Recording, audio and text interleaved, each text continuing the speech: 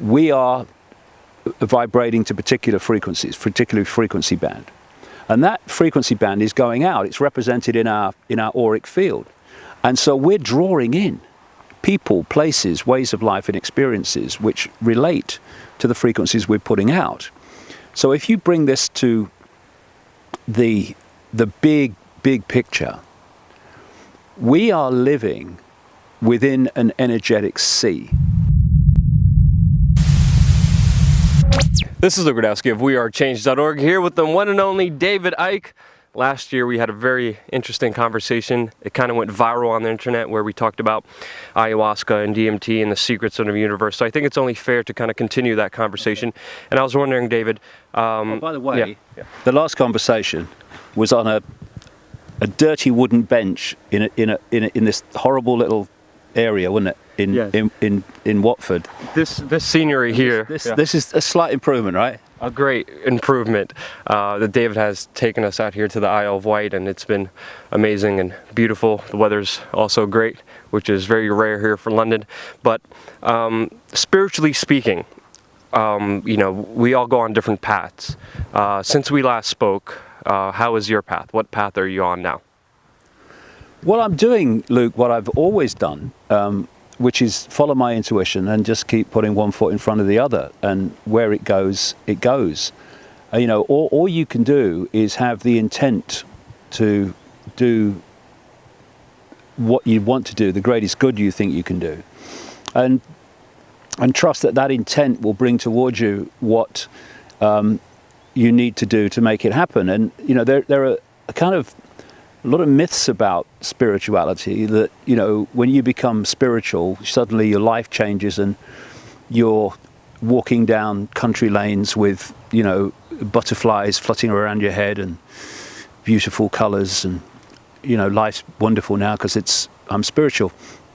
But actually, one of the things that I was told through a psychic when in 1990, right at the start of my conscious start of this journey, was the spiritual road is tough and no one makes it easy. Yeah. And so there is another myth that the awakening means that your life becomes perfect in your view of perfect. But actually what awakening means is tearing down the layers of programming and perception that hold you in servitude to ignorance.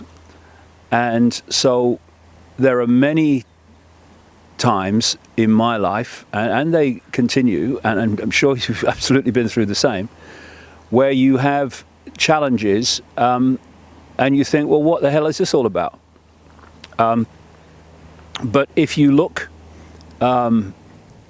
deeper into it, even though it's an experience you might not like, there's a gift waiting once the penny drops.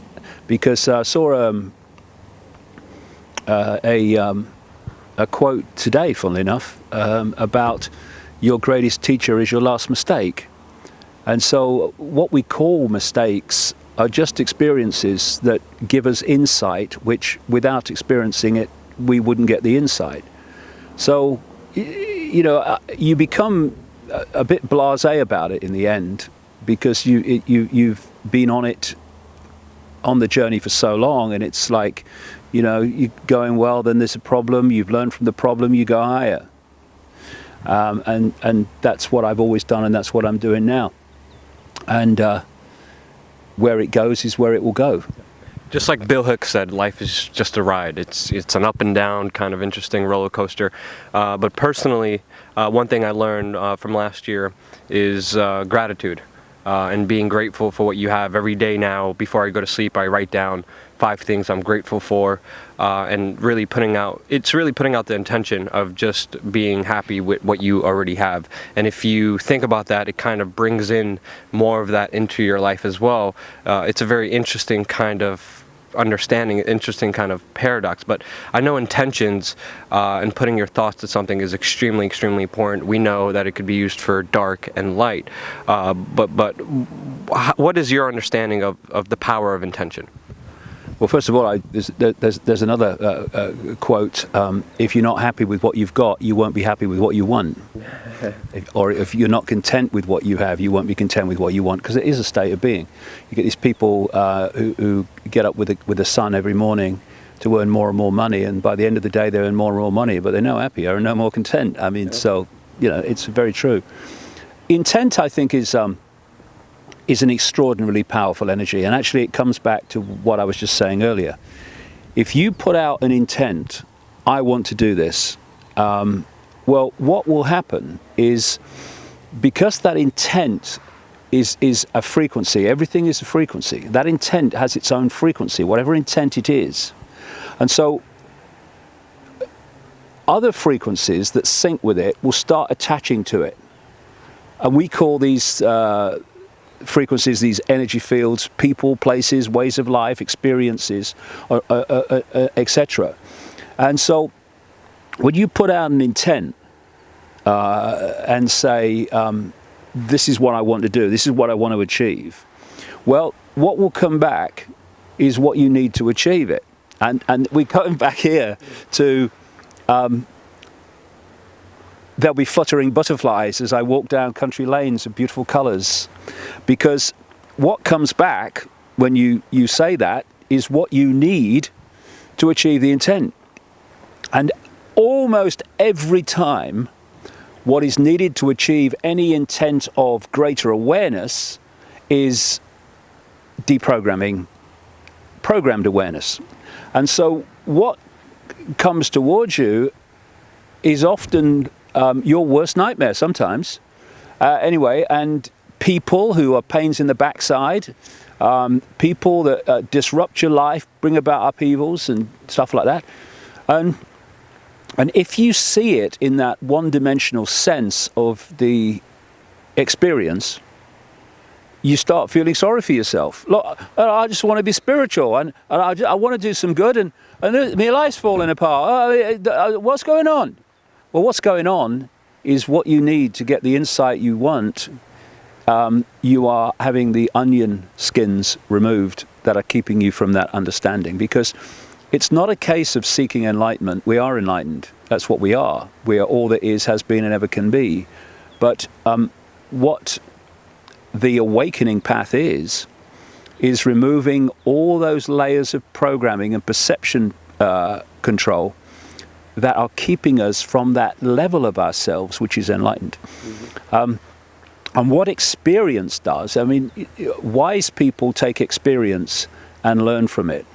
Foolish people take experience, don't learn from it, and so keep repeating the same things.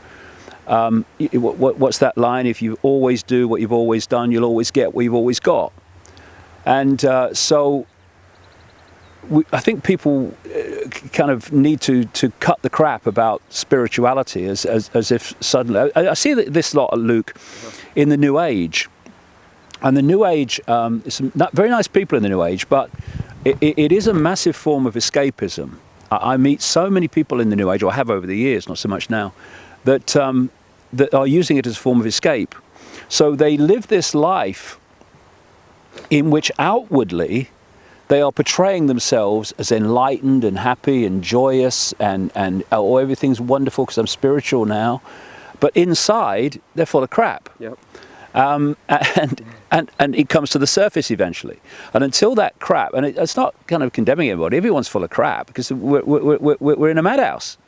And we've been programmed by a madhouse since we were born here. So, it's not condemnation, it's just facing facts. And until you recognize the crap and remove it, then you'll stay full of crap. And that's what intent does. You put the intent out. Okay, if you can't achieve your intent while you're full of crap, here's some experiences to get rid of the crap. And you get these people come in your life.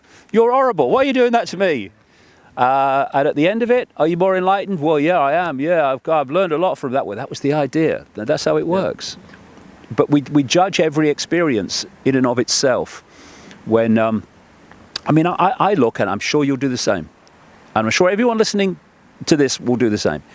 When you look back at what gave you the most in terms of wisdom, expanded awareness. It was something in the moment of experiencing it you didn't like. Very much so. A lot of growth for myself came from a lot of pain, a lot of suffering, a lot of loss with either my health or personal relationships. And I like how you broke it down, because there is this perception of spirituality as this hippy-dippy kind of culture where people just think positively and everything positively happens and everything's happy-go-lucky, when in reality it's about facing your fears, facing your ego, facing your pride, and finding a truest version of yourself where you could really act freely. And I think that's a very important distinction, because it's not all hippy-dippy. No. But I think a lot of it also has to do with certain frequencies, certain kind of thoughts and patterns that we put out there as well. There was very interesting scientific experiments done on plants. For an example, a piece of lettuce was cut by a specific scientist, and they measured the frequencies, and it was suffering frequencies. It was pain suffering, and all living things have these frequencies. And I think understanding this kind of realm is very important, because these elites, these powerful men, I feel, have grasped it in a certain way. They have certain rituals. They have their intentions that they put out there. Meanwhile, we talk about it, we're deemed crazy and insane and delusional. Meanwhile, the mainstream media, who pegs us as this, doesn't even talk about the politicians who are actually doing this, like in the Bohemian Grove, wearing robes, doing sacrifices, and doing all these insane rituals. So my question leading to this is the importance of frequencies and understanding them. What's your grasp on frequencies? Well, for me, frequency in the end, frequency is everything, because everything is a frequency. This conversation is a frequency. I mean, and if we were laying into each other, the conversation would be a different frequency. Everything's a frequency, and frequencies attract frequencies. I call it vibrational magnetism. And therefore, what you put out comes back. So when you put out the intent, whatever that intent is, it's represented as a frequency, and it draws in frequencies that relate to it. And so we, at any point in our lives, depending on our state of being, our attitudes, our emotional state, whatever it is, our intent, we are vibrating to particular frequencies, particular frequency band. And that frequency band is going out. It's represented in our auric field. And so we're drawing in people, places, ways of life and experiences which relate to the frequencies we're putting out. So if you bring this to the big picture, we are living within an energetic sea. This can, you can photograph it now. It's, you call it the Earth's energy field, whatever you like. There is not empty space between everything. They are different expressions of an energetic sea. And if you want to affect all the fish at the same time, you affect the sea. If you want to affect all human beings at the same time, you affect the energy sea. Now, when you think that the technological radiation in our energy sea has increased by millions of times in the last 50 years, this energetic sea that we are speaking in now is dramatically different to what we would have been speaking into 50 years ago. And so that's fundamental for this reason. Our energetic fields, what we call people, interact with this energetic sea. And therefore it's affecting us, and it's affecting our state of being. And our state of being then changes to different frequencies. We attract to us like frequencies to what we're putting out. So it is actually not just about manipulating an energetic Earth energy field. It's about manipulating everything within it by what you do to that. And I came across a document a few years ago, written, it was said, by a leading Australian Satanist, as he knew he was dying, And it wasn't like an admission of, oh, I'm just saying I'm terrible. I'm so sad that I did it. No, he was actually glorifying it in many ways, but he was explaining how it worked. And we talked about the children and politicians and all the stuff. But one of the things he said is that they go to particular points within this energetic sea, and a lot of these points are pointed out really by stone circles, standing stones, ancient earthworks, often churches, because churches were built on, many churches were built on old pagan ritual sites, and thus the church is on one of these vortexes within the energetic sea. And he explained how they do rituals at those points repetitively. And as they do them and do them and do them and do them, it changes the nature of the energetic field. It pulls down its frequency. Now, I've been saying for a long, long time that this world is ultimately manipulated by entities that operate beyond human sight. Christians call them demons. The Islamic and pre-Islamic world, where it came from, call them jinn. There's many names from around the world. The Gnostics, the ancient Gnostics, called them archons. And it makes me smile, Luke, when Christians kind of condemn me for talking about this stuff. And he talks about reptilians, he's mad, he talks about entities. So what about these demons in your Bible then? What are they all about? It's written in the books. And these entities are all over the ancient world. You see them described in almost exactly the same way, often exactly the same way, using different names. And they operate in a certain frequency band. And basically, it's a frequency band that is a distortion. It's a bit like a computer virus. You might want to use that analogy. And this force is of itself a distortion. And so what they have to do to have control over the target population is to pull the target population into the distortion. And if you look at the world, it's not only a distortion, it's a distortion to the point where it's virtually everything's an inversion. Everything's inverted. And so you've got the natural order of balance is love, kindness, caring for each other. The inversion of that is war, conflict, people dying of hunger in a world of plenty. These are all inversions of the natural order. And so society has been manipulated and continues to be so, not least by infusing the energetic sea with the distortion to pull people into a distorted state. And if you don't understand this, then the distortion completely controls your perception. For instance, all around the world, particularly in America at the moment, but it's coming in many other places, we're having the clearly unfolding police state. We're having YouTube is awash with police brutality, not least out of America. And we're getting more and more imposition by uniforms. Now that's the distortion. It's not the natural order for that to happen, for people to be brutal to each other. That's a distortion. They're expressions of the distortion.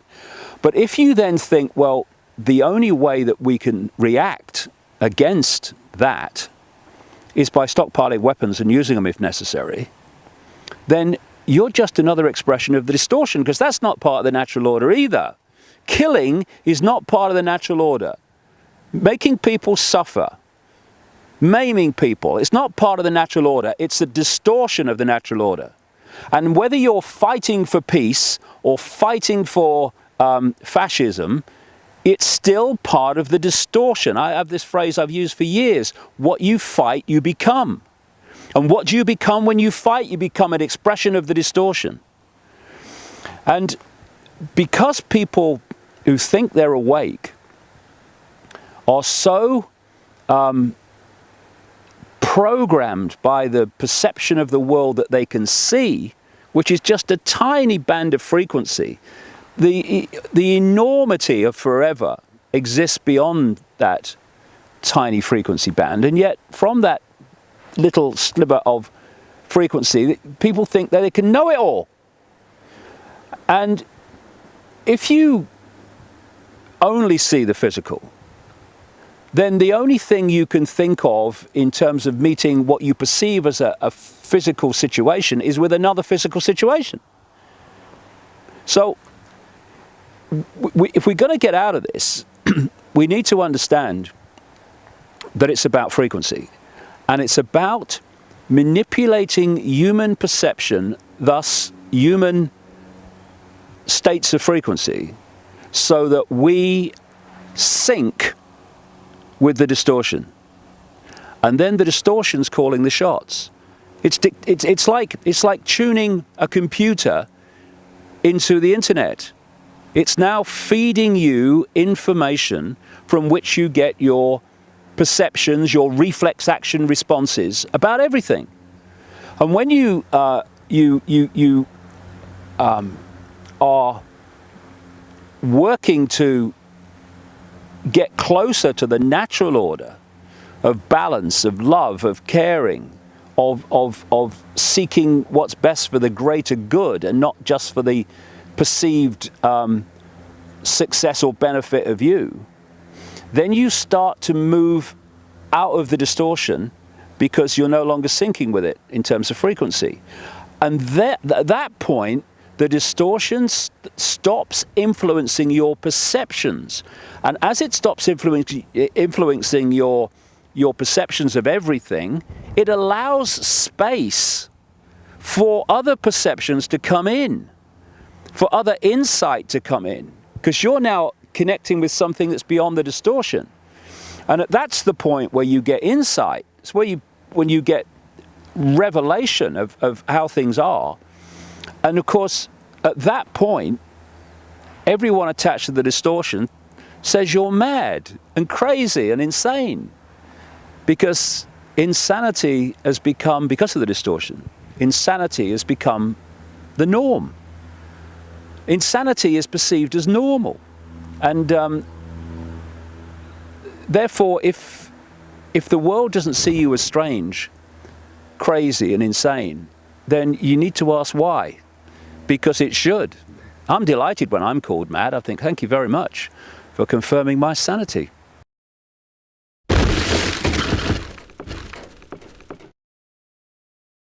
And many people have actually, when they use DMT, they actually say that this helps them understand the greater understanding of everything.